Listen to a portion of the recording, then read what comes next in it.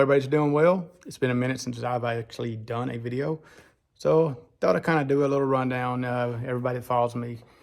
Of course, they've seen some of the posts I've made on my social media page. But what happened, just so I can give a visual, is the last time out at the track, I checked my oil on this thing regularly. It's like almost religiously. But I had worked on the car a little bit earlier that week, and I just forgot to go back over, look at it before I made my pass. I don't know what I was doing, talking to somebody. I have no idea. But apparently the car was a little low oil. Of course, when we were talking about a car going, 9 or 8 seconds or whatever it is at 160 miles per hour, you've got to make sure, the RPMs we turn, we spend so much time at high RPMs that it throws the oil everywhere, pushes some out the catch can. You've got to get the oil. You got to make sure you have plenty of oil in the pan. So, I'm running where stock is, I think 4.5, close to 5 quarts. We're running almost 7 quarts in this thing with the oil pan that I got and the extra oil we put on top of that. Well, after I made a pass out the track and I done my logs and I looked at the oil pressure where it literally was coming like this, and it started going down a little bit. Then when I hit the parachute, the oil went straight down. And then it just started coming back up as the car leveled out. That tells me that there was just no oil there. So when I went back and looked at the dipstick, I was about a 1/2 quart low from what it should have been originally, not including the 1.5 quarts that I usually pack on top. So saying that, the car spun a rod bearing. There was too much, and the other mistake I made, because of my parachute not coming out in the past, it's just a no-no.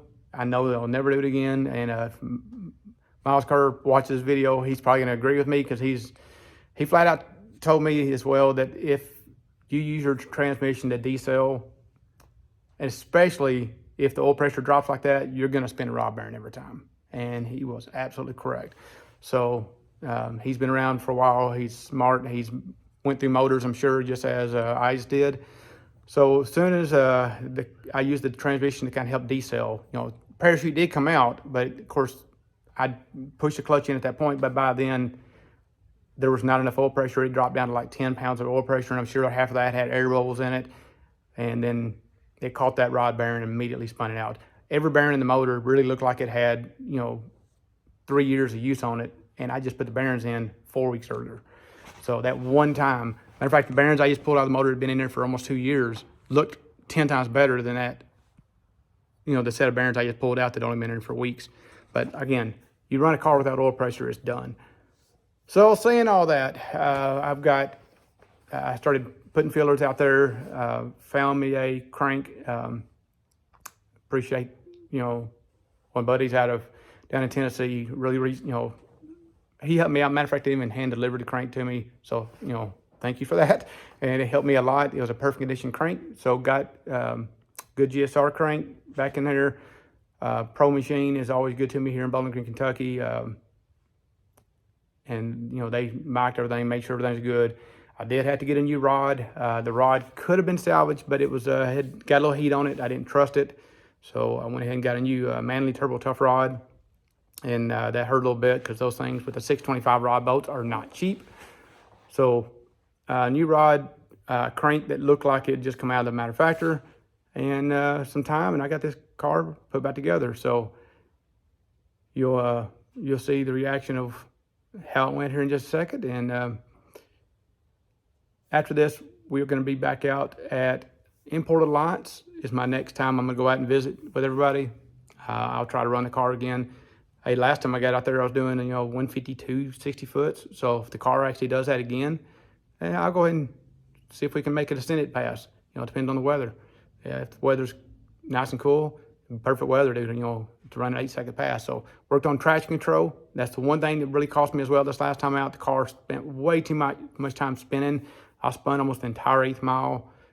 Still did like a 6.3, 6.4 at 125 and 8th. Then a 961 at right at 161 in the quarter. So, mathematically wise, I had a bad 60 foot, bad 330. You just fix those numbers with traction control, which I think I do have now resolved. The car should go anywhere from a 590 to 6 flat in the eighth, and you know, anywhere from a 920 to a 890 in the eighth, or sorry, in the quarter. So excited to see what to do. Always nerve wracking, but we'll end this my monologue right here, and hope to see everybody out the track and talk to everybody soon. Here's the one of those moments you always nervous about. I believe we got the whole car put back together. I've double and triple checked everything. Sure I still missed something, so I guess now just gotta prime it and see what we get. Well, I always hate this part because you never know what kind of results you're gonna get. You know, you build these things the best you can, but you never know when something's just not gonna be right. So this is not gonna be the first fire up, it's gonna be the first prime. Let's see what happens. Okay, well, we got turns over, that's a good sign. Of course, I should have let the plugs out of it, would have helped the pre-oil. I'm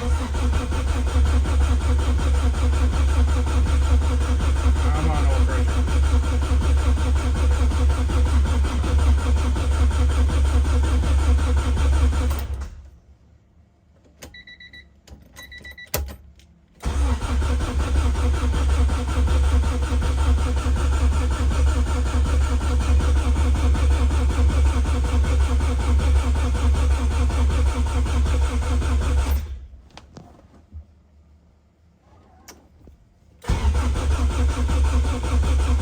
Oh, there it is. It takes forever. Alright. It's always nerve-wracking. Like I say, you never know. I pre-oiled everything on this motor. I lubed every piece on the motor. Plus, went ahead and, you know, filled the oil filter, you know, as full as it could get before I put it on to try to help pre-oil everything. So one more time here. Of course, I like doing this, that way you have oil scattered through everything in the motor before you put pressure on it. Alright, so next point is we're going to plug the ECU back up. Alright. And does it fire up?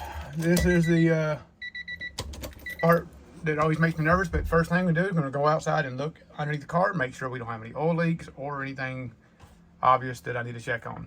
And I'm also going to prime the car and make sure there is no issues with leaking fuel.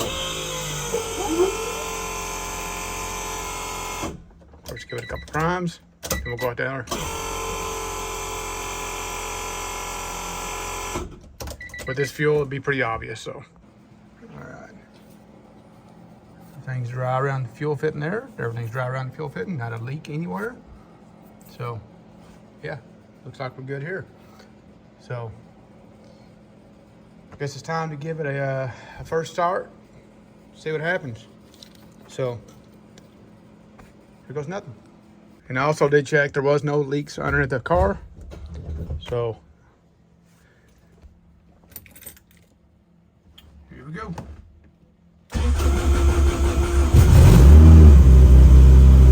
Oh yeah.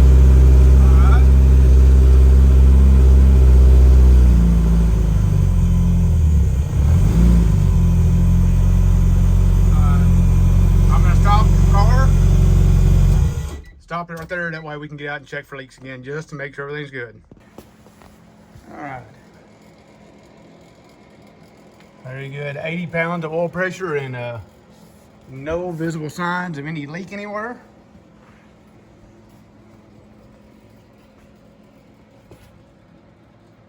So, that is a good sign. We're gonna fire this thing back up, let it sit here and go through a warm-up cycle. And top the fluid off. You know, got it full right now, but you know, it's gonna lower and burp the system. So great news.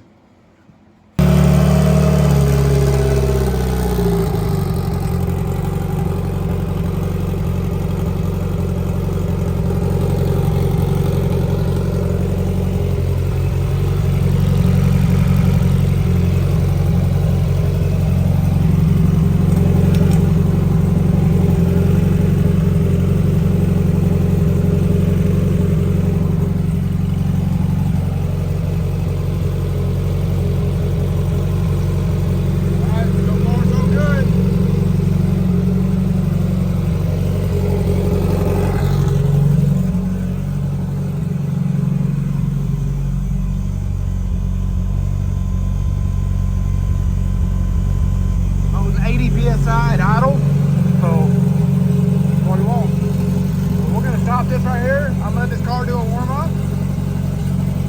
It's back, guys. As long as it makes it through this first warm up, we are good to go.